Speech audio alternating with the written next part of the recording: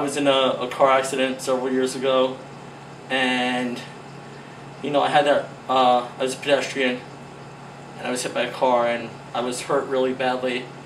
And I thought to myself, well, if God exists, if my God exists, if the God that I worship exists, how can he, she, God, let this happen to me? I mean, both my parents passed away fairly young. I was at a point then when I said, how can God exist if my parents don't?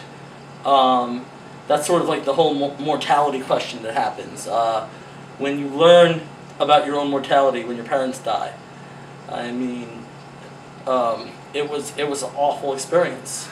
I felt like the absence of the connection to God then.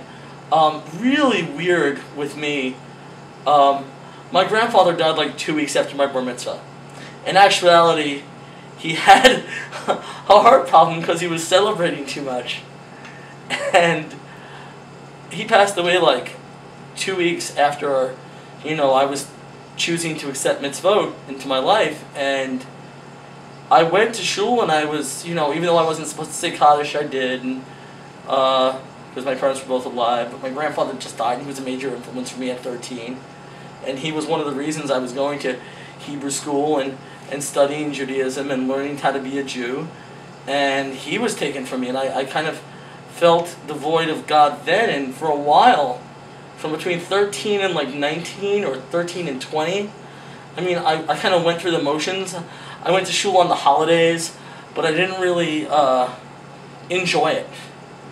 And then when I went to college and started hanging out with other Jews who were into Judaism, a strong presence of Orthodox, Reform, conservative kids who were practicing their Judaism and not just like hiding under it or hiding behind it, I kind of learned how to enjoy it and how to find spirituality and how to find God again.